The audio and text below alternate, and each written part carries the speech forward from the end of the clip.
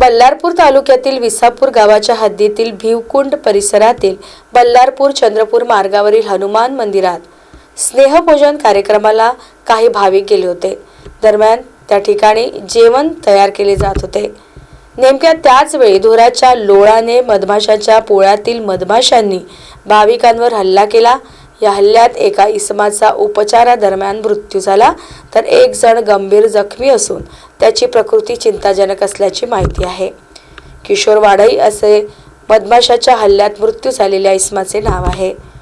बल्लारपूर तालुक्यातील विसापूर येथील 25 भाविक सोमवारी भिवकुंड परिसरातील हनुमान मंदिर परिसरात स्नेहभोजनासाठी गेले होते। त्या ठिकाणी स्वयंपाक करत होते।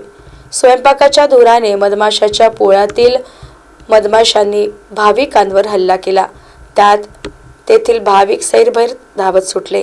यामध्ये किशोर वाढई व त्याचा चुलत भाऊ संजय वाढई मधमाशांच्या हल्ल्यात गंभीर जखमी झाले। यातील किशोर वाढई यांचा चंद्रपूर जिल्हा सामान्य रुग्णालयात उपचारादरम्यान मृत्यू झाला। किशोर कुटुंबातील कर्ता होता। भाजीपाला व्यवसाय करून कुटुंबाचा उदरनिर्वाह करत होता। त्याच्या अकाली मृत्यूने गावात हळहळ व्यक्त केली जात आहे। त्याच्या पश्चात आई, पत्नी, मुले व बराच मोठा आप्त परिवार आहे।